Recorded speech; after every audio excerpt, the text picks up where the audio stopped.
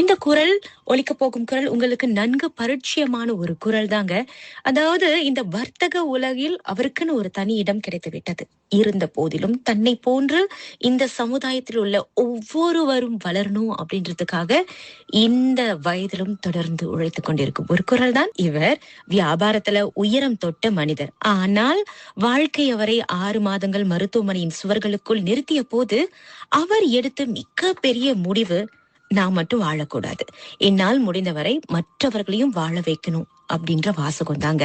அந்த வேதனையை சேவையாக்கி, அந்த கண்ணீரை கருணையாக்கி, இன்று ஏராளமான தேவையுள்ள இதயங்களுக்கு நம்பிக்கையாக நிற்கின்றார். வெற்றி பெற்ற தொழிலதிபர் மட்டும் அல்லங்க, மௌனமாக சமூகத்திற்கு ஒளி ஏற்றும் ஒரு அன்சங் ஹீரோ அவர்தான் எஸ்.கே. சுந்தரம். எஸ்.கே. சுந்தரம் ஒரு 6 வயதுல சின்ன சிறுவனாக இருந்த போது நிச்சயமா அந்த உலகம் வேறொரு உலகமாக இருந்தது. கொஞ்சம் சொல்லுங்க, இந்த 6 வயது எஸ்.கே. சுந்தரம் பற்றி உங்களுக்கு என்ன தெரியும்? வணக்கம் திரேசா. நல்ல ஒரு கேள்வி. யாருமே இந்த கேள்வி என்கிட்ட கேட்டதே கிடையாது. 6 வயசுல வந்துங்க எங்க குடும்பத்துல நாங்க மொத்தம் 6 பேரு பினாங்ல பிறந்து வளர்ந்தோம், மார்க்கெட் ஸ்ட்ரீட்ல. எல்லாத்துக்கும் எங்களோட ஒரிஜினல் பேரு எஸ்.கே. சுந்தரம். அப்பெல்லாம் வந்து வீட்டு பேரு வச்சிருப்பாங்க. என்னைய வந்து கல்யாணின்னு கூப்பிடுவாங்க. 6 வயசுல எங்க அப்பா வந்து ஒரு கடை வச்சிருந்தாரு பினாங்ல, ஒரு மளிகை கடை. இப்ப அப்பாவுக்கு வந்து கடையில அப்படியே ஹெல்ப் பண்ணிக்கிட்டு இருப்பேன். பல மாதிரியான வாடிக்கையாளர் எல்லாம் எப்பொழுதும் பார்த்துட்டு இருப்போம் தினசரி. அங்க இருந்து தாங்க இந்த வியாபாரத்தோட ஒரு ஆரம்ப கட்டம் வந்து எனக்கு வந்தது பாருங்களாங்க. கல்யாணி அப்படின்ற ஒரு சிறுவன், அதாவது எஸ்.கே. சுந்தரமா உருவெடுப்பதற்கு முன்னதாகவே உங்களுக்கு அந்த வியாபார ஆசை வந்தது. குறிப்பா ஏதாவது ஒரே ஒரு விஷயம் அந்த சின்ன கல்யாணி அப்படின்ற ஒரு பையன் மனதுல ஆர்வத்தை உண்டு பண்ணிருக்கோம் இல்லையா, அது என்னது? நிச்சயமாக பிரைமரி ஸ்கூலுக்கு எல்லாம் போக ஆரம்பிச்சோன்னா எங்க வயது 12 ஆகணும் பிற்பாடு. அந்த காலத்துல வந்து தீபாவளின்னு வந்தா நாங்க என்ன செய்வோம்னாங்க, எல்லாரும் வந்து தியேட்டர்ல போய் படம் பார்ப்போம். ஏன்னா டெலிவிஷன்லாம் அந்த மாதிரி இருக்காது பாருங்க. அந்த காலத்துல வந்து நம்மளுக்கு எல்லாம் ரொம்ப ஆர்வம் என்னன்னாங்க, இந்த கவுபாய் மூவின்னு வரும், லீவ் அண்ட் கிளீஃப் அந்த மாதிரி எல்லாம் இப்ப யாருமே பாக்குறது இல்ல பாருங்களாங்க. இந்த கவுபாய் படம் பார்க்க போறதுக்காக நான் போய் அப்பாட்ட காசு கேட்பேன். தீபாவளிக்கு சட்டை சுவெல்லாம் வாங்கி கொடுத்துருவாங்க. படம் பார்க்க போறதுக்கு மட்டும் போய் காசு கேட்பேன் அப்பாட்ட. 12 வயசு ஆகணும்னு அப்பா என்ன சொன்னாருன்னா, இந்த பாரியா, நான் என்னமோ உனக்கு காசுலாம் நான் கொடுக்க மாட்டேன், உனக்கு செலவு பண்ண தெரிஞ்சா நீனே போய் சம்பாரிச்சுக்கிறது கத்துக்கன்னு ஒரு மெசேஜ் ஒண்ணு போட்டாரு பாருங்க. என் வாழ்க்கையில ஒரு பெரிய திருப்பம் அன்னைக்கு தாங்க நடந்துச்சு. அது மீது நான் என்ன செஞ்சேன், நண்பர்கள் 3 பேர் மலாய்க்காரர், ஒரு சீனர், நாங்க சேர்ந்து நாங்க சொந்தமாக ஒரு சின்ன தொழில் ஒண்ணு, பிசினஸ் ஒண்ணு ஆரம்பிச்சோம். அதாவது பள்ளிக்கூடத்துல கேன் ட்ரிங்க்ஸ் அப்பெல்லாம் பாட்டில் இருக்கும், வாங்கி ஐஸ்ல போட்டு அந்த ஃபங்க்ஷன் நடக்கும் போதெல்லாம் நாங்க விற்போம் பாருங்களாங்க. வித்து முதல் வியாபாரம் செய்யும் போது ஒரு லாபம் வந்துச்சு. அங்க இருந்து ஆரம்பிச்சது தாங்க இந்த வியாபாரத்தோட அடிப்படை. இன்னைக்கு வரல அன்னைக்குல போயிட்டே இருக்கு பாருங்க. 1272 பாருங்க. அக்கா, உங்க ரத்தத்திலேயே அந்த வியாபாரம் கலந்துருக்கு. எல்லாருக்கும் அந்த முதல் சம்பளம் அப்படின்னு சொல்லும் போது அது நினைவுல இருக்கும்ல. உங்க வியாபாரத்துல உங்களுக்கு கிடைத்த முதல் சம்பளம் தான் என்ன? 5 பேரும் இருக்கும் போது ஆளுக்கு பங்கு பிரிக்கும் போது ஒரு ஆளுக்கு வந்து 5 வெள்ளி 20 காசு. இப்படியாக உங்களுடைய அந்த பயணம் 6 வயது 12 வயது அப்படியே தொடர்ந்தார் போல இருக்கு. நிச்சயமா நீங்க ஆரம்ப கல்வி முடிச்சுட்டு இடைநிலை பள்ளியும் முடிச்சிருப்பீங்க இல்லையா? தொடர்ந்து நீங்க வர்த்தகத்துல தான் இருக்கணும், அந்த துறை சார்ந்துதான் உங்களுக்கு ஆர்வம் இருந்தா, நீங்க படித்தது வேறொன்றா அல்லது நீங்க இருக்கிறது வேறொன்றா? ஓகே, நல்ல கேள்விங்க. அதோட வந்து நான் ஃபார்ம் 5 முடிச்சுட்டு, அப்பெல்லாம் வந்து எம்சின்னு சொல்லுவாங்க, அதுக்கப்புறம் ஃபார்ம் 6 படிச்சுட்டு எனக்கு வந்து நான் யூனிவர்சிட்டி பினாங் யூஎஸ்எம்ல யூனிவர்சிட்டிக்கு அப்ளை பண்ண இடம் கிடைச்சிச்சு. அதுக்கு இடையில வந்துங்க நான் என்ன செஞ்சேன், ஒரு 1.5 வருஷம் வந்து சிட்டி பேங்க்ல வந்து ஒரு கிளர்க்கா வேலை செஞ்சேன். ஆனா யூனிவர்சிட்டியில இடம் கிடைச்சு நான் ரிஜெக்ட் பண்ணிட்டேன். ஏன்னா பொருளாதார பிரச்சனை, வீட்டுல வந்து காசு பத்தல, நீ என்ன போய் படிக்கிற செலவு எல்லாம் பண்ண முடியாது, வேலை செய்யிட்டாரு அப்பா. சோ முதல் வருஷம் நான் ரிஜெக்ட் பண்ணேன். அப்ப நான் வரலன்னு சொன்னேன்னா ஸ்டூடெண்ட் அசோசியேஷன் என்னை தேடிக்கிட்டு வந்துட்டாங்க. ஏங்க நீங்க வரல? நான் சொன்னேன், இல்லையா எனக்கு பொருளாதாரம் பத்தலன்ட்டு. அதுக்கப்புறம் 2வது வருஷம் வேலை செஞ்சுட்டு நான் திரும்பி அப்ளை பண்ணா, அந்த நேரம் பார்த்து நல்ல நேரம் எனக்கு வந்து மே பேங்க்ல இருந்து ஒரு ஸ்காலர்ஷிப் கொடுத்தாங்க. அதை வச்சு போய் ஒரு 3 வருஷம் டிகிரி படிச்சேன். ஒரு பேங்க்ல வந்து மேனேஜரா வாய்ப்பு எனக்கு வந்துச்சு பாருங்க. அந்த டைம்லாம் வந்து எனக்கு வயசு வந்துங்க ஏறக்குறைய 26 ஆயிடுச்சு. சோ அப்ப நான் இந்த வங்கியில ஆரம்பிக்கும் போது தாங்க அந்த பேரு எஸ்கே சுந்தரம்னு வந்துச்சு. கரெக்டா அந்த மே மாசம் என்னோட தாயார் இறந்து போனாங்க பினாங்ல. அப்ப நான் என்ன செஞ்சேன், என் ஒய்ஃப் வந்து பேங்க்ல அவங்களும் ஒரு சீஃப் கேஷியர், அங்கே காதல் பண்ணி கல்யாணம் பண்ணிக்கிட்டோம். சொந்தமா வீடு எல்லாமே இருந்துச்சு. எல்லாத்தையும் விட்டுட்டு சாவுக்கு வரும்போது அப்பா சொன்னாரு, இந்த பாருங்க நீங்க 2 பேர்ல யாராவது ஒரு ஆள் இந்த கடையை எடுத்து நடத்துறீங்கன்னா சொல்லுங்க, இல்லாட்டி நான் இன்னையோட அடைக்க போறேன்னு சொல்லிட்டாரு. அதோட தான் வந்துங்க இந்த வியாபாரத்தை ஆரம்பிக்கும் போதுங்க ரொம்ப ஒரு சங்கடமான சூழ்நிலை. ஏன்னா நான் பேங்க்ல இருக்கும் போதுங்க நான் தினசரி நீட்ட கை சட்டை, டை, நல்ல ஸ்டைலா வந்து ஒரு பேக் பிரீஃப் கேஸ் தூக்கிட்டு பேங்க் போவேன். ஏன்னா அப்ப இங்க வந்துட்டு திரும்பி கடை வியாபாரத்துக்கு வரும்போது இதெல்லாம் வந்து போட்டுட்டு போனா எல்லாரும் நம்மளை பார்த்து சிரிக்க ஆரம்பிச்சிட்டாங்க. என்னடா இவன் இந்த மாதிரி ஒரு மளிகை கடைக்கு இப்படி போட்டுக்கிட்டு வரான்ட்டு. அப்ப அதோட சூழ்நிலைக்கு தகுந்தாப்புல நான் எல்லாம் மாத்திட்டு அங்க உள்ள ஸ்டைலுக்கு சாதாரண ஒரு சட்டை, ஒரு சாதாரண ஒரு பேண்ட் போட்டு ஒரு சிலுப்பரை போட்டுக்கிட்டு போய் ஆரம்பிச்சு அப்படி ஓட்டிக்கிட்டு வரும்போது தாங்க அந்த என்ரிகோங்கிற பேரு அப்பதான் வந்து உருவானுச்சு. அந்த காலகட்டத்துல தாங்க ஏறக்குறைய ஒரு 32 வயசுல வந்து அந்த பேரை அப்பதான் வந்து நான் உருவாக்கி அதை வந்து ஒரு பிசினஸ் ஆக பெரிய அளவுல மாத்தி உருவாக்குறதுக்கு ஆரம்பிச்சோம் பாருங்க. அதாவது விதையாக விழுந்து விருட்சமாக நீங்க எழுறீங்க அப்படின்னா பொதுவா கனவு இருக்கிறவங்களுக்கு தூக்கம் வராது ஐயா. உங்களுக்கு தூக்கம் வந்ததா? அப்பெல்லாம் வந்து தூங்கும் போதுங்க படுத்தோம்னா நைட்ல ஒய்ஃப் சொல்லுவாங்க, ஏன்னா உங்க கால் வந்து இழுத்து போகும். இங்கிலீஷ்ல ட்விச்சிங் சொல்லுவாங்க, அதாவது துடிச்சுக்கிட்டு இருக்கோம். அப்ப நான் சொல்லுவேன், ஏன்னா மைண்ட் ஃப்ரீயா இல்ல, நம்ம வந்து நாளைக்கு பேங்க்ல காசு போடணும். ஒரே ஒரு ஸ்டாப் தான் இருந்தாரு அந்த டைம்ல. சோ பல மாதிரியான பிரச்சனைகள். நான் அவ்வளோ வந்து பிள்ளையும் பிறந்துருச்சு. எல்லாத்தையும் வச்சு சமாளிச்சு அங்க இருந்து சவாலுக்கு மேல சவால் வந்து குரோ பண்ணி ஒரு 15 வருஷத்துக்கு வந்துங்க ரொம்ப கஷ்டம். குரோயிங் பெயின்ஸ் இங்கிலீஷ்ல சொல்லுவாங்க. வளர்ற வலிகள்லாம் வந்து எல்லாத்தையும் அனுபவிச்சு அப்படியே குரோ பண்ணி வந்து வயது ஏறிக்கிட்டே போச்சு. ரொம்ப பேர் சொல்லுவாங்க சுந்தரம்னா அவருக்கு என்னங்க கவலை, பெரிய வியாபாரம் செய்யறாருப்பாங்க. கஷ்டப்பட்ட காலம் எனக்கு தெரியும். இன்னைக்கும் சவால்கள் இருந்துகிட்டு தான் இருக்கு. சவால்கள் இல்லாத நாள் கிடையாது. ஆனா என்னன்னா நம்ம வந்து கத்துக்கிட்டோம் எப்படி பிரச்சனைகள் சிம்பிளா சால்வ் பண்றது, எப்படி வந்து அலட்சியம் இல்லாம ரொம்ப அதுல வந்து நம்ம கஷ்டப்படாம ஈஸியா சால்வ் பண்றதுன்னு இப்ப கத்துக்கிட்டோம் பாருங்க. இந்த மளிகை கடை வச்சுக்கிட்டு நான் எனக்கு மாஸ்டர்ஸ் யூனிவர்சிட்டி ஆஃப் பிராக்லைன் லண்டன்ல இருந்து டிஸ்டன்ஸ் லேர்னிங்ல மாஸ்டர்ஸ் படிச்சு முடிச்சிட்டேன். அது படிப்புல எனக்கு குறையில்லைங்க. நல்லா படிப்பு எனக்கு ஈஸியா வரும். நான் ரொம்ப டிகிரி ரொம்ப இதெல்லாம் எடுத்து வச்சிருக்கேன். வியாபார அனுபவம் எப்ப எனக்கு நல்லா சிறப்பா வந்துச்சுனாங்க இந்த மாஸ்டர்ஸ் படிச்ச பிற்பாடுதான் நுணுக்கங்கள் எனக்கு நல்லா தெரிய ஆரம்பிச்சிருச்சு. சரிங்க, இப்போ நீங்க சொன்ன இந்த பயணம் அப்படின்றது இந்த நிமிடங்கள்ல நீங்க இத சொல்ல முடிந்தாலும் அதற்கு பின்னணியில ஒவ்வொரு நொடியையும் நீங்களா சொந்தமா செதுக்கிருக்கீங்க வழிகளோட. அதுல இருந்துதான் உங்களுக்கு இவ்வளவு பெரிய வழி கொடுத்து இன்று எல்லாரும் நீங்க சொன்ன மாதிரி தான் அவருக்கு என்னப்பா அப்படின்னு சொன்னாலுமே கூட நீங்க மட்டுமே உயர்ந்தால் பற்றாது. ஒரு குடும்பத்துல ஒரு வர்த்தகர் வேணும். ஏறக்குறைய 20 ஆண்டுகளுக்கு மேலாக ஒரு வீட்டில் ஒரு வர்த்தகம் வேண்டும் என்ற வாசகத்தை விதைச்சிருக்கீங்க. ரொம்ப ஒரு சென்டிமெண்டலான ஒரு கேள்வி. நான் வந்துங்க ஏறக்குறைய ஒரு நீங்க சொன்ன மாதிரிதான் 50-60 வயசுகிட்ட வரும்போது ரொம்ப யோசிப்பேன். நான் வந்து என் வியாபாரத்தை நான் வளர்த்துட்டு வரும்போது யாருமே வந்து எனக்கு வந்து கை கொடுக்கல. அதாவது நாலேஜ் கொடுக்கல, கைடன்ஸ் கொடுக்கல, ஒரு மென்டாரா இருக்கிறதுக்குலாம். அப்ப நான் நினைச்சேன், ஓஹோ நம்ம இவ்வளவு கத்துக்கிட்டு வந்து இவ்வளவு அனுபவப்பட்டிருக்கோம், நம்ம ஏன் இதை வந்து அடுத்தவங்கள்ட்ட வந்து நம்ம பகிர்ந்து கொள்ளக்கூடாதுன்னு சிந்தனை வந்துச்சு.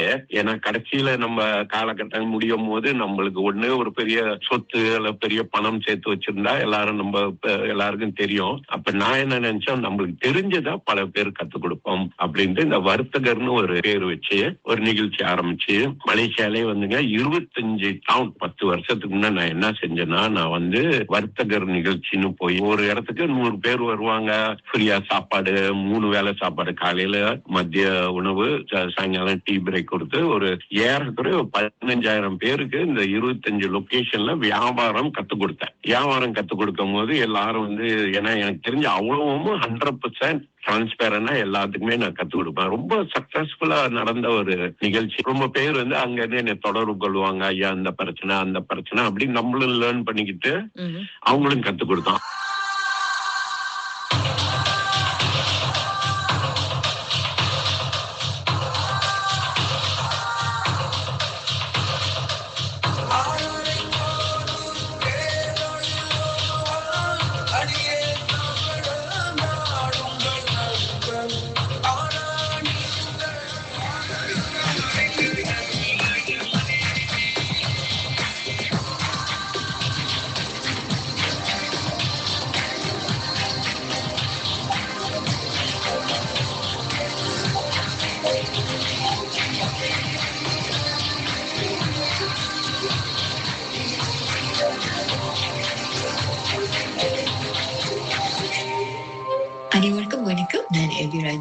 ஒரு கேம்பிரிட்ஜ் எஜுகேட்டர். லைஃப கொஞ்சம் டைவர்ட் பண்ணுவோம், ஏதாச்சும் டிஃப்ரெண்டா ட்ரை பண்ணலாம் நினைச்சிட்டு இருக்கும்போது மின்னல் எஃப்எம்ல நைட் டைம் வர்த்தக ப்ரோக்ராம் கேட்டேன். அது கேட்க கேட்க நான் வீக்லி மிஸ் பண்ண மாட்டேன்னு கேட்க ஆரம்பிச்சு ஃப்ரம் தேர் இட் ஸ்டார்டட். எனக்குள்ள ஒரு ஆண்டர்பிரனர் உருவானாங்க.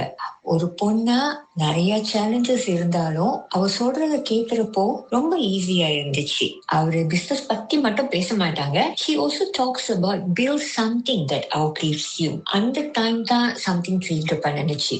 இப்போ நான் ஒரு கேம்பிரிட்ஜ் எஜுகேட்டர் மட்டும் இல்லாம ஒரு என்ஜிஓக்கு சேர் ஏரியா இருக்கேன். மொத்தம் E3 ஆண்டர்பிரனர்ஸ் ஆர்கனைசேஷனுக்கு ஒரு குளோபல் அட்மினா நான் அச்சீவ் பண்ணியிருக்கேன். Thank you Sundaram sir. நன்றி அப்படின்னு உங்களுக்கு சொல்லிருக்காங்க. அதாவது நீங்க சொன்னதுதான், நான் அடைஞ்சிட்ட ஒரு அடைவு நிலை. அதற்கு பிறகு எனக்கு கீழே இருக்கிறவங்களும் சாதிக்கணும்னு நிறைய விஷயங்களை செய்து கொண்டு வரீங்க. இந்த கடந்து வந்த பாதைகள்ல நிச்சயமா ஒரு விஷயம் செய்தா நமக்கு ஆத்ம திருப்தின்னு ஒன்று இருக்கணும்.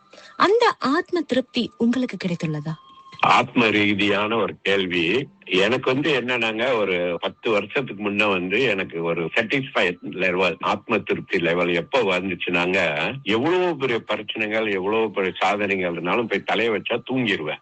தூக்கம் எனக்கு ஒரு பெரிய ஒரு திருப்தியான ஒரு சூழ்நிலைங்க. ஏன்னா நான் நண்பர்கள் ரொம்ப பேர் பாக்குறேன், எல்லாரும் ரொம்ப கஷ்டப்படுறது தூக்கத்துக்கு கிடைக்காம ரொம்ப கஷ்டப்பட்டுக்கிட்டு இருப்பாங்க. தூக்கம் தான் ஒரு மனிதனுக்கு முக்கியம். தூக்கம் இல்லாம இருக்கிறாங்க, வாழ்க்கையில நிம்மதி இல்ல, கவலைகள் அதிகமா இருக்கு. அப்போ நீங்க தூங்குறீங்க அப்படின்னா நீங்க உண்மையிலேயே புண்ணியம் செய்திருக்கணும் இல்லையா? எஸ். அதுல என்னன்னாங்க, நான் எந்த ஊருக்கு போனாலும், நான் ரொம்ப டிராவல் பண்ணிருக்கேன். ஈஜிப்ட், சைனா, எங்கெங்கோ போவோங்க. எந்த நாட்டுக்கு போனாலும் ஒரு தலைவாணி ஒரு மெத்த இருந்தா தலைய வச்சா டைம் கணக்கு கிடையாது, தூங்கிடுவேன். அதுதான் உங்க வெற்றியின் ரகசியமா என்ன? I think so. நான் நினைக்கிறேன் அதான் உண்மைங்க. ரகசியம் எங்க போனாலும் பிரச்சனை இல்லாம தூங்குறதே ஒரு பெரிய திருப்தி. ஐயோ, அதுக்கு நீங்க கொடுத்து வச்சிருக்கணும். இப்போ இந்த நிகழ்ச்சியை கேட்டுட்டு இருக்கிற நேயர்களிடம் நீங்க கடைசியா எப்ப நிம்மதியா ரொம்ப நேரம் தூங்குனீங்கன்னா எல்லாம் யோசிக்க ஆரம்பிச்சிருவாங்க. அப்படி தூக்கம் இழந்த நெஞ்சங்களுக்கு உங்களுடைய இந்த குறிப்பு வெற்றியின் ரகசியம் ஒரு ஆறுதல, ஒரு மருந்து அளிச்சிருக்கோம் அப்படின்னு நாங்க நம்புறோம். இன்று உலக அரங்கில் இவருடைய வியாபாரமாக இருக்கட்டும், எஸ்கே சுந்தரம் என்ற அந்த பெயர் அவரை பதிச்சிருக்காரு அப்படின்னா நல்ல தூக்கம் அவருக்கு வெற்றியின் ரகசியமாக அவரை செதுக்கி இருக்கு. அதனால நல்ல தூக்கம் முக்கியங்க, தூங்க மறந்துடாதீங்க. சொல்லுங்கயா, உங்களுடைய இந்த வர்த்தக உலகில் இளம் வர்த்தகர்கள், குறிப்பாக ஆரம்ப பள்ளி, இடைநிலை பள்ளி மற்றும் பல்கலைக்கழக மாணவர்கள், இவர்களுக்கான பாதையை வழி நடத்துனீங்க இல்லையா? ரெண்டாவது கட்டத்துல என்ன செஞ்சேன்னா, இந்த யூனிவர்சிட்டி ஸ்டூடெண்ட்ஸ், ஐபிடிஎஸ் பிள்ளைங்களுக்கு 2 இடத்துல நிகழ்ச்சி செஞ்சேன். ஆளுக்கு 500 வெள்ளி என் சொந்த காசை கொடுத்து இப்ப வியாபாரம், ஒரு வாரத்துக்கு வியாபாரம் செஞ்சுட்டு வாங்க, முதல்ல திரும்பி கொடுத்துருங்க, லாபத்தை நீங்க எடுத்துக்கங்கன்னு ஒரு எக்ஸ்பெரிமெண்ட் மாதிரி செஞ்சேன். ரொம்ப வெற்றிகரமா நடந்துச்சுங்க. அதுக்கப்புறம் இன்னைக்கு வரையும் இப்ப கூட ஒரு மாசத்துக்கு முன்ன கூட நான் செஞ்சேன். இளைய வர்த்தகர், அதாவது ஆரம்ப பள்ளி ஸ்டாண்டர்ட் 5 ஸ்டாண்டர்ட் 6 பிள்ளைங்களுக்கு வியாபாரம் கத்து கொடுப்பேன். அவங்களுக்கு எல்லாம் 100 வெள்ளி கொடுத்து போய் வியாபாரம் செஞ்சுட்டு வாங்கன்னு. நீங்க அவங்களோட வெற்றியை நீங்க பாத்தீங்கன்னாங்க, வேற அதுக்கு மேல ஒரு சந்தோஷ நிலை கிடைக்கிறதுக்கு ரொம்ப கஷ்டங்க. அவ்வளவு சந்தோஷமா இருக்கும் இந்த பிள்ளைங்களா வியாபாரம் செய்யறத பார்த்து. அவங்க காசு சேர்த்து வச்சு இப்ப கணக்கு திறந்து, இதுதான் என்கிட்ட கேட்டா யாரோ என்னென்னமோ லெகசின்னு சொல்லுவாங்க. எனக்கு இதுதான் ஒரு அட்லீஸ்ட் ஒரு 15,000 அடல்ட்ஸ்க்கு ஒரு 5,000 இந்த மாதிரி காலேஜ் பிள்ளைங்க, பிரைமரி ஸ்கூலுக்குலாம் எனக்கு தெரிஞ்ச வியாபாரத்தை கத்து கொடுக்குறேன். நீங்களே யோசிச்சு பாருங்க, 5 வயசு 6 வயசுல வியாபாரம் எப்படிங்க கத்து கொடுப்பீங்க? ரொம்ப பேரு அது செய்யவே தெரியாது.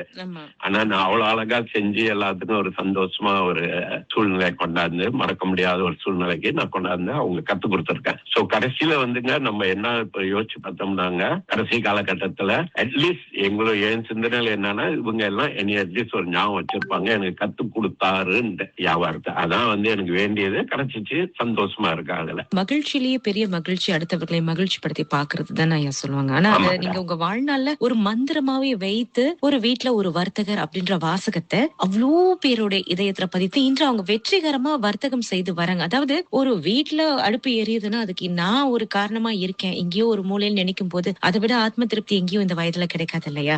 சொல்லுங்கய்யா, இந்த இளம் வர்த்தகர்களை உருவாக்கும் அந்த குறிப்புகளை பற்றி சொல்லுங்க. இளைய வர்த்தகர், இந்த வர்த்தகர்கள்லாம் வந்து நான் தொடர்ந்து இந்த நிகழ்ச்சி செய்யறதுக்கு காரணம் வந்துங்க, எனக்கு தெரிஞ்ச வியாபார நுணுக்கங்கள், எனக்கு தெரிஞ்ச அனுபவத்தை எல்லாத்துக்கிட்டையும் ஷேர் பண்றதோ பகிர்ந்து கொண்டதுன்னு ஒரே எண்ணத்தினாலதான் நேரம் செலவு எதுவுமே பார்க்காம நான் செஞ்சுக்கிட்டு இருந்தேன். ஆரம்ப பள்ளி அன்டில் ஸ்டாண்டர்ட் 5 யாருமே செய்ய மாட்டாங்க. ஏன்னா அந்த மாடியூல்லாம் கிரியேட் பண்றது நாட் ஈஸிங்க. ஏன்னா 5 வயது 6 வயசு பிள்ளைங்களுக்கு எல்லாம் வியாபார நுணுக்கங்கள் தெரியணும்னு அவசியம் இல்லை. ஆனா மைண்ட் செட், அவங்களோட சிந்தனைகளை மாத்துறதுக்காக தான் அந்த நிகழ்ச்சி வந்துங்க நான் ஒரு ப்ரோக்ராம போட்டு சில சமயம் கொஞ்சம் கார்ட்டூன் கூட போடுவேன். அப்பதான் அவங்களுக்கு வந்து அதுல இன்ட்ரெஸ்ட் வரும்ட்டு. ஆனால் வந்துங்க எனக்கிட்ட தெரிஞ்சுங்க, அந்த இளைய வர்த்தக சிறு வயசு பிள்ளைங்க, யூனிவர்சிட்டி பிள்ளைங்க, பெரியவங்களுக்கு கத்துக் கொடுக்கும்போது சின்ன பிள்ளைங்களுக்கு இந்த இளைய வர்த்தக ஆரம்ப பள்ளி பிள்ளைங்க தாங்க ரொம்ப ஆர்வமா ரொம்ப தீவிரமா இறங்கி இந்த நிகழ்ச்சியை வந்து அவங்க ஈடுபாடோட சந்தோஷத்தோட மகிழ்ச்சியாக செஞ்சதுன்னு எனக்கு கண்ணுக்கு முன்னுக்கு தெளிவாக நான் ரொம்ப பார்த்திருக்கேங்க. ஆரம்ப சிறு வயசுலயே விதை போடணும்னு ஒரு ஆசை எனக்கு அதானங்க நடந்துச்சு. 12 வயசுல எங்க அப்பா போட்ட விதை தானங்க இந்த ஒரு உலக தூரம் நான் வந்தேன். அந்த சிந்தனையில தான் எங்க அப்பா எனக்கு இது கத்துக் கொடுத்தாரு. அதனால எல்லாத்துக்கும் சிறு வயசுல இந்த வியாபார சிந்தனை கொடுக்கணுங்கிற ஒரு ஆர்வத்துல தாங்க இந்த நிகழ்ச்சி வந்து நாங்க தொடர்ந்து செஞ்சுக்கிட்டு இருக்கிறோம். நீங்க கொடுத்த அந்த வியாபார சிந்தனையால் இன்று ஒரு விருட்சமாக எழுந்திருக்கும் ஒருவர், பலரில் ஒருவரின் குரல் உங்களுக்காக. வணக்கம், என் பேர் MK Paul.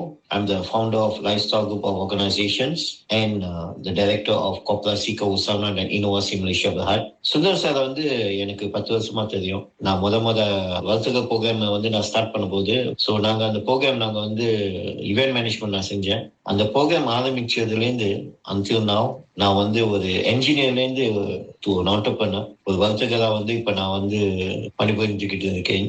இது எல்லாம் என்னத்தினாலனா one of the main reasons Sundaram சார்னால தான். பிகாஸ் அவங்க வந்து ஒரு மென்டார் மட்டும் இல்ல, கைடன்ஸ் அவங்க மூலியமா கிடைச்சிச்சு. அட் த சேம் டைம் ஒரு ஃபாதர்லி ஃபிகரா வந்து எனக்கு வந்து என்னென்ன அட்வைஸ் பண்ணணுமோ அதெல்லாம் பண்ணாங்க. அண்ட் என்னோட வாழ்க்கையில வந்து டிரான்ஸ்ஃபர்மேஷன் நடந்ததே வந்து மெயின்லி பிகாஸ் ஆஃப் ஹிஸ் ஸ்டிலிங் தத்துவம். இந்த உலகத்துக்கு நான் இருக்க போது என்னால என்ன செய்ய முடியும், என் மூலியமா வந்து மற்ற மக்களுங்க நல்லா இருக்கணும்னு சொல்லி அந்த அடிப்படையில வந்து ஆரம்பிச்சேன். இப்போதைக்கு ஒரு NGO, ஒரு கோப்ராசி, ஒரு ஃபுட்பால் கிளப், அதே சமயத்துல என் சொந்த கம்பெனி ஒன்று இருக்கு. எல்லாமே under the name of life style. இதெல்லாம் வந்து முக்கியத்துவம் என்னத்தினாலன்னா இட்ஸ் பிகாஸ் சுந்தரம் சாரோட கைடன்ஸ். பிகமிங் ஒரு வர்த்தகரா வந்து நான் என்ன செய்ய முடியும், எனக்கு என்ன செய்ய முடியும், அதே சமயத்துல என் மூலியமா மற்றவங்களுக்கு என்ன எனக்கு செய்ய முடியும். அதனால வந்து now is the time I'm giving back to the society. அதே சமயத்துல இந்த ஜேர்னி வந்து was not easy. ரொம்ப பிரச்சனைங்க, ரொம்ப ஹர்டல்ஸ் அதெல்லாம் ஃபேஸ் பண்ணி தான் வந்தோம். பட் சுந்தரம் சார்னால, அவங்க மாதிரி ஒரு நல்ல உள்ளங்கள் இருக்கனால, like people, சின்ன வர்த்தகர் like me can transform to become better version of ourselves. So Sundaram sir, thank you very much. God bless you to transform other people's life. அதே சமயத்துல God bless you with long life. Thank you, Mr. Sundaram.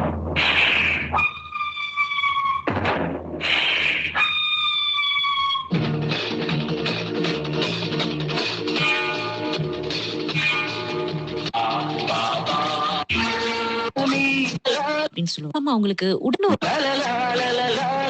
ஆனா அது எப்படி உங்களால சாத்தியமானது? நீங்களே அவங்களுக்கு தொலைபேசி வாயிலாக தொடர்பு கொண்டு நேரடியாக அவங்க கிட்ட வழிகாட்டுறீங்க. உங்களுடைய தனிப்பட்ட கைபேசிக்கு அவங்க தொடர்பு கொண்டு ஏதேனும் தகவல் வேணும்னா அது கொஞ்சம் கூட முகம் சொலிக்காம அவங்களுக்கு உடனுக்குடன் சொல்றீங்களே, இது எப்படி சாத்தியமானது? உங்களுக்கு தனிப்பட்ட வாழ்க்கை வேண்டாம்னு நினைச்சிட்டீங்களா, இல்ல வர்த்தகம் தான் உங்க வாழ்க்கையா வாழ்றீங்களா? ரொம்ப ஒரு முக்கியமான கேள்வி. ஒரு காலகட்டம் நம்ம வாழ்க்கையில வந்தோம்னா அடுத்தவங்களோட நாலேஜ் எல்லாம் நம்ம படிக்கும் போது எல்லார்கிட்டையும் வந்து நான் கத்துக்கிட்டது வந்து என்னன்னாங்க, when you give back, இங்கிலீஷ்ல சொல்லுவாங்க, you get back more. நம்ம எவ்வளவுக்கு எவ்வளவு நம்ம பகிர்ந்து கொள்றோமோ அவ்வளவுக்கு நம்ம நல்லா இருப்போம்னு. அப்ப என் பிள்ளைங்களா நல்லா இருக்கிறாங்க, எல்லாம் நல்லா படிச்சு ரொம்ப சிறப்பாக பெரிய பதவி எல்லாம் இருக்கிறாங்க. சோ அதே நேரத்துல வந்து எனக்கு வந்து பாஸ்ட் டைம்னு ஒண்ணு இருக்கிறதுக்காக தான் இதெல்லாம் நான் செய்வேன். அது பதில் கொடுக்கறது வந்துங்க, நான் ஒரு ஆள் வந்துங்க ஒரே ஒரு போன் தான் வச்சிருக்கேன். ஒரு நாளைக்கு சர்வ சாதாரணமா 5-6 கால் வரும். என்னன்னு கேட்பேன். அவங்க சொல்லுவாங்க, சரி இந்த பிரச்சனை அந்த பிரச்சனை எல்லாம் எல்லாமே டாட்டா பேஸ் நான் ரெடியா வச்சிருக்கேன். ஒரு ஹலால் எடுக்கணுமோ இல்ல எப்படி போய் பேங்க்ல லோன் எடுக்கணும் கேட்டாங்கன்னா உடனே அந்த டேட்டா பேஸ்ல இருந்து அந்த ஸ்லைட்ஸ் எடுத்து அவங்கள்ட்ட ஷேர் பண்ணிடுறோம். அது இந்த மனசுதான் அதுதான் கடவுள்னு சொல்லுவாங்கல்ல. அப்ப நீங்க வர்த்தக உலகில ஒரு வழிகாட்டியா மட்டும் இல்ல, வர்த்தகர்களுக்கு வர்த்தகத்துல சாதிக்கணும்னு துடிக்க இளையோருக்கும் அடுத்த தலைமுறையினருக்கு வர்த்தக கடவுளாவே செயல்பட்டு வரீங்க இல்லையா அந்த வயதுல? ரொம்ப பெரிய வார்த்தைலாம் பாவிக்கிறீங்க. சிம்பிளா வந்து என்னன்னாங்க, சும்மா இங்க இருந்து ஜோஹருக்கு போவேன், கஸ்டமர் பார்ப்பேன், ஒரு ரெஸ்டாரண்ட்ல உட்கார்ந்து சாப்பிட்டு இருப்பேன். நானும் என் ஸ்டாஃபும் பேசிக்கிறோம். அங்கிட்டு ஒரு ஆள் எந்திரிச்சு வருவாரு. அவங்க முன்னுக்குள்ள இருந்து, சார் நீங்க தானே எஸ்கே சுந்தரன் கேட்பாரு. ஆமாம்பேன். நீங்க வந்து ரேடியோல வந்து அவ்வளவு தகவல் கொடுத்தது வந்து அதெல்லாம் மறக்க முடியாத ஒரு சூழ்நிலை. அப்பெல்லாம் மின்னல் எனக்கு பெரிய ஆதரவுங்க. மின்னல் வந்து வர்த்தகர்னு நிகழ்ச்சி செய்யும்போது நீங்களே என்னை பேட்டி கண்டுவீங்க. அது ஒரு நல்ல ஒரு பொன்னான காலம்ங்க. அவ்வளவு அப்ப இந்த எந்திரிச்சன் கேட்க நான் கேட்பேன், சார் நீங்க அங்க உட்கார்ந்துட்டீங்க, நான் இங்க உட்கார்ந்துருங்க, உங்களுக்கு எப்படி சார் தெரியும்? நான் தான் எஸ்கேஷன். இல்ல சார், உங்க குரலை வந்து எங்க இருந்தாலும் நான் கண்டுபிடிச்சிருவேன். ஆமா, இந்த குரலை மறக்க முடியுமா என்ன? அதுவும் மின்னலுக்கு மிக நெருங்கிய குரல், வர்த்தகர்களுக்கு மிக பிடித்தமான ஒரு குரல். அதுதான் இன்றைய தீரா இசையில் அன்சாங் ஹீரோ நாயகர்களின் குரலாக ஒலித்துக் கொண்டிருக்கின்றது. எனக்கு தெரிஞ்ச வியாபார அனுபவங்கள், நுணுக்கங்கள் எல்லாத்தையும் வந்து எல்லாத்துக்கும் பகிர்ந்து கொள்றதுக்கு எனக்கு வந்து என்னோட வாழ்க்கையோட குறிக்கோளா நான் வச்சு செஞ்சுக்கிட்டு இருக்குங்க. அதாவது எவ்வளவு பணம் சம்பாரிச்சோம், எவ்வளவு சொத்து சேர்த்தோம், எவ்வளவு எனக்காக நான் என்னென்ன அனுபவிச்சுங்கிறத விட அடுத்தவங்க இந்த அறிவை வச்சு, இந்த நாலேஜை வச்சு, இந்த நுணுக்கங்களை வச்சு எவ்வளவு பேர் வியாபாரத்துல விரிவா வராங்க, நல்லா வெற்றிகரமா வராங்கிறது தான் என்னோட குறிக்கோள், வாழ்க்கையோட குறிக்கோள். இந்த எய்ம் எவ்வளவு பேரை நம்ம உருவாக்க முடியுமோ அதான் வந்து என்னோட எய்ம். பாருங்களேன், என்னோட குறிக்கோள் கடைசி காலம் வரையில இதான் செய்யணும்னு எனக்கு ஒரு ஆசைங்க. அந்த ஆசைக்கு தான் வந்து இந்த நிகழ்ச்சியை வந்து நம்ம தொடர்ந்து செஞ்சுட்டு இருக்கோம். ரொம்ப பேருக்கு மைண்ட்ல கேள்வி இருக்கு, என்ன இவ்வளவுலாம் சொல்றாரு, இவ்வளவு இருக்கு, நான் இவரை பத்தி கேள்விப்பட்டதில்ல, இதை பத்தி கூட விரிவா தெரியணும், இதை பத்தி கூட தகவல் தெரியும்னா எனிபடி என்கிட்ட வந்து நான் மலேசியால வந்து எல்லாருக்கும் என்கிட்ட டீல் பண்ணுங்க. அவ்வளவு பேர்கிட்ட என் போன் நம்பர் இருக்கும். யாரு அடிச்சாலும் நான் எடுப்பேங்க, பிரச்சனை இல்லை. மேபி நான் பிஸியா இருந்தேன்னா கொஞ்ச நேரத்துல அடிப்பேன். ஆனா வந்து என் நம்பர் வந்துங்க ரொம்ப ஒரு ஓப்பனான நம்பரு. இப்ப வேணாலும் நான் கொடுக்குறேன், யாரும் என்னைய வந்து தொடர்பு கொள்ளாங்க. என் நம்பர் வந்துங்க 012-408-6005 012-400-60005. திரும்பி சொல்றேங்க, 012-408-6005. சரிங்க ஐயா, ஏதாவது இந்த சமுதாயத்துக்கு செய்யணும், கொடுத்துக்கிட்டே இருக்கணும், இளைய வர்த்தகர்களை உருவாக்கணும் அப்படின்ற குறிக்கோளோடயே இருந்து கொண்டுதான் இருக்கீங்க. இதற்கிடையில உங்களுடைய ஆரோக்கியம் உங்களுக்கு ஒத்துழைக்காம போன காலகட்டம், ஆமா, புற்றுநோயால பாதிக்கப்பட்ட அந்த காலம், 6 மாதங்கள் அந்த மருத்துவமனை இருப்பு, இது உங்க வாழ்க்கையில மிகப்பெரிய ஒரு திருப்பு முனையாக இருந்தது அல்லவா? ஓகேங்க. இது வந்து உண்மைக்குமே ஒரு சென்டிமெண்டல், ரொம்ப ஒரு ஆழமா என்னைய பாதிக்கப்பட்ட ஒரு சூழ்நிலை பாருங்களாங்க.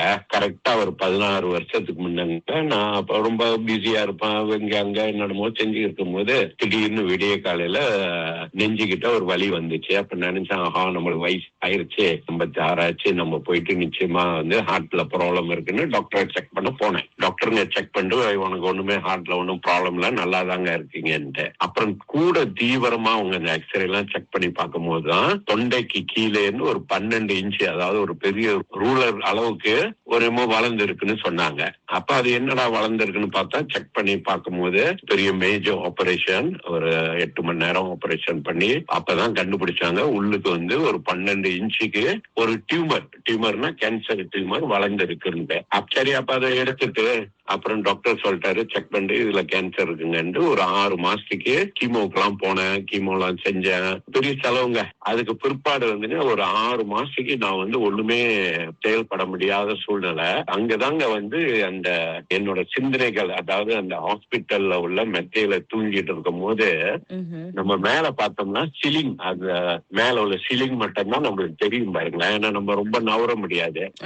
சோ அப்பதான் வந்து எனக்கு ஒரு சிந்தனை வந்துச்சு, இந்த அதாவது சிலிங் தத்துவம்னு நான் உருவாக்குனது, அதுல அந்த மாதிரி டேர்மே கிடையாது, நானே உருவாக்குன சிலிங் தத்துவம்னா நம்ம இவ்வளவு எல்லாம் கஷ்டப்பட்டு இவ்வளவு எல்லாம் சம்பாரிச்சு இவ்வளவு எல்லாம் செஞ்சு கடைசியில இந்த மாதிரி ஒரு வியாதி வந்து நம்மளை இப்படி பாதிச்சுட்டேன்ட்டா அங்கதான் வந்து இந்த வர்த்தகரு நம்ம இருக்கிறது எல்லாத்தையும் பகிர்ந்து கொள்வோம்னு சொல்லி ஒரு சிந்தனை அப்பதான் வந்துச்சு. அந்த ஷில்லிங் தத்துவம்னு அங்க இருந்து ஆரம்பிச்சிருக்காங்க. இந்த 16 வருஷமா இந்த வர்த்தக இருக்கிறது எல்லாத்துக்கிட்டையும் பகிர்ந்து கொள்வோம். என்னோட கம்பெனியில முதற்கொண்டு என் சொந்தத்துல எதுவுமே இருக்கக்கூடாதுன்னு சொல்லிட்டு எல்லாத்தையும் பிள்ளைங்களுக்கு எல்லாம் பிரிச்சு கொடுத்துட்டு, நம்மளுக்கு வேண்டியது இருக்கு பாருங்க, சாப்பாடு, தினசரி சாப்பாடு கிடைக்குது, குடும்பம் இருக்கு, வீடு இருக்கு, போதும். நம்ம ஒண்ணும் சேர்த்து வைக்கணுங்கிற ஒரு அவசியம் இல்லாத ஒரு சிந்தனை அப்ப வந்துருச்சுங்க.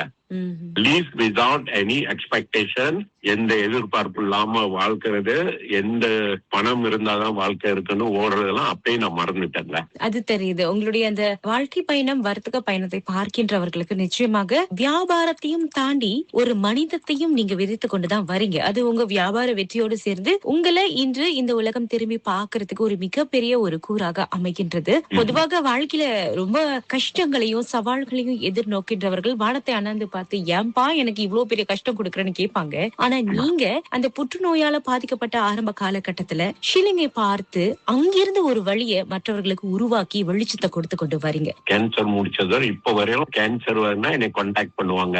ஹாஸ்பிட்டல் நான் சில ஆர்டிகல்ஸ் எல்லாம் எழுதி இருக்கேன். கேன்சர் வந்தா என்ன செய்யணும், என்னென்ன பாதுகாப்பு எடுக்கணும், எப்படி என்ன சாப்பிடணும், சாப்பிடக்கூடாதுன்னு ஆர்டிகல்ஸ் எல்லாம் நான் எழுதி வச்சிருக்கேன் பாருங்க. யாரு கேட்டாலும் ஆன் த ஸ்பாட்ல நான் வாட்ஸ்அப்ல அனுப்பி விட்டுருவோம் பாருங்க. சோ அந்த மாதிரி நான் செய்யும் போதுதாங்க இன்னைக்கு வரையிலும் என்னோட ஊழியர், என்னோட சப்ளையர், ஒரு சீன சப்ளையர் கூட இருக்காருங்க. திடீர்னு ரொம்ப வெயிட் குறையும், நான் சொல்லுவேன் உனக்கு என்ன பிரச்சனை, நீ போய் செக் பண்ணியா இல்லையான்ட்டு நம்ம கம்பெனி கிளினிக் அனுப்பிட்டு நான் காசு கொடுத்து அவனுக்கு மெடிக்கல் செய்வேன். ஏன்னா அவன் நல்லா இருந்தா தானே நான் நல்லா இருக்க முடியும் பாருங்க.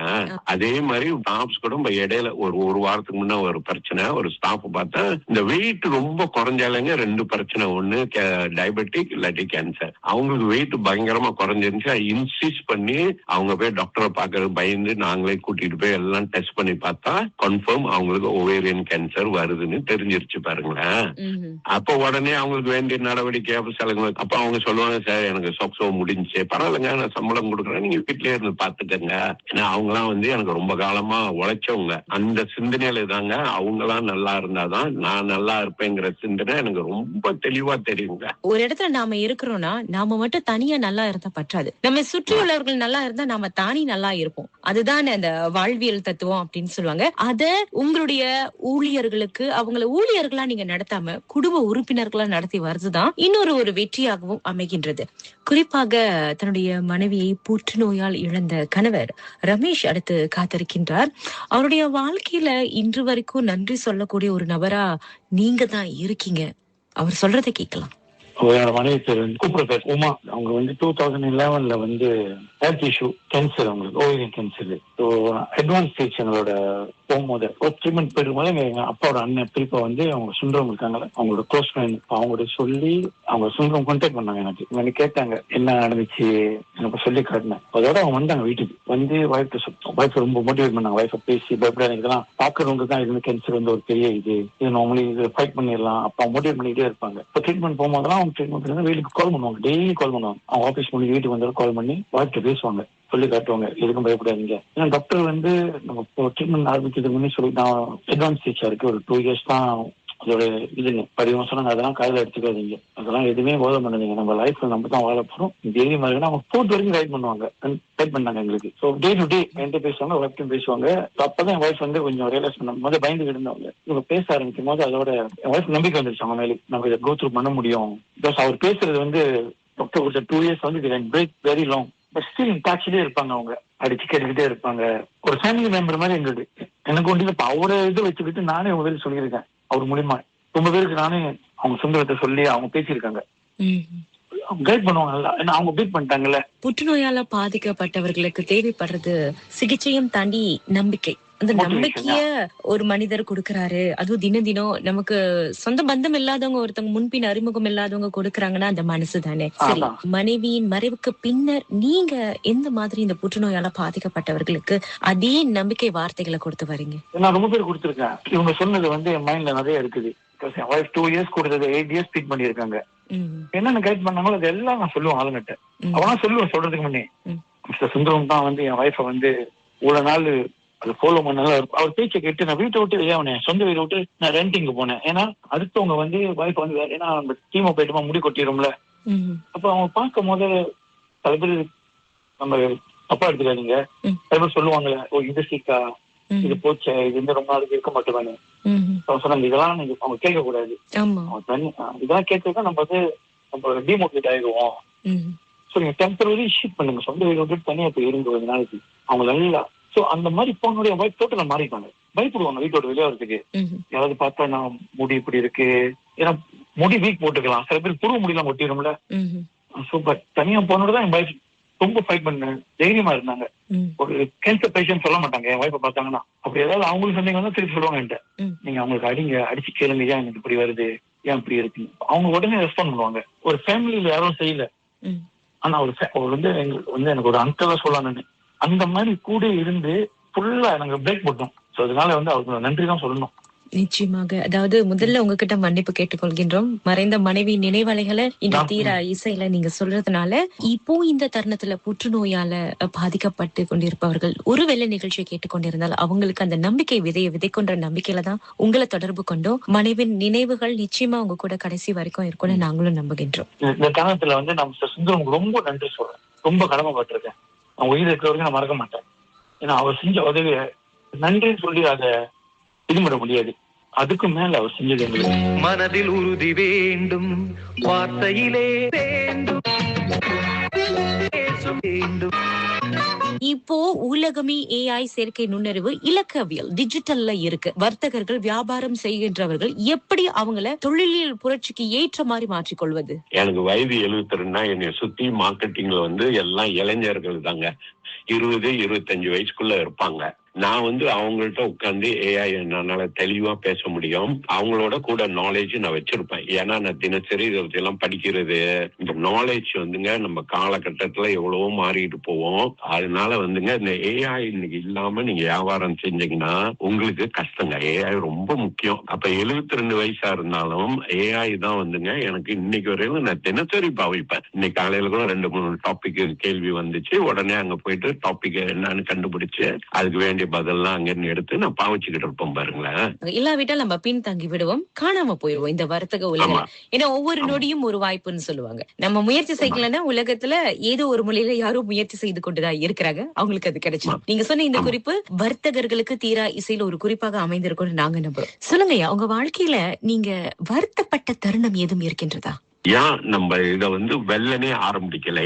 ஏன் நம்ம வந்து இளமையா இருக்கும்போது 32 வருஷத்துக்கு நம்ம கத்து கொடுத்திருப்போம். ஆனா நான் ஸ்டார்ட் பண்ணது லேட்டா ஸ்டார்ட் பண்ணிருக்கேன். இங்கிலீஷ்ல சொல்லுவாங்க ரிக்ரெட். அதாவது அந்த ஒரு ரிக்ரெட்னா அது ஒண்ணுதாங்க. ஆக நீங்க வருத்தப்படுறது இந்த ஒரு விஷயத்துக்கு தான் நீங்க வருத்தப்படுறீங்க. எந்த ஒரு விஷயம் உங்களை கண்கலங்க வைத்திருக்கு?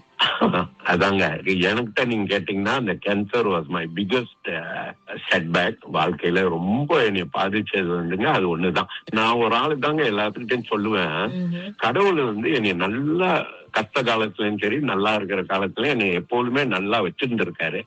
நம்ம என்னைக்கு வந்து ஒரு எதிர்பார்ப்போ எக்ஸ்பெக்டேஷனோ அந்த மாதிரி ஒரு இது இல்லாம இருந்தோம்னாங்க எல்லா விஷயமே நம்மளுக்கு திருப்தியா தாங்க இருக்குது. குறையா பாக்குறதுக்கு எனக்கு ஒண்ணுமே தெரியலங்க.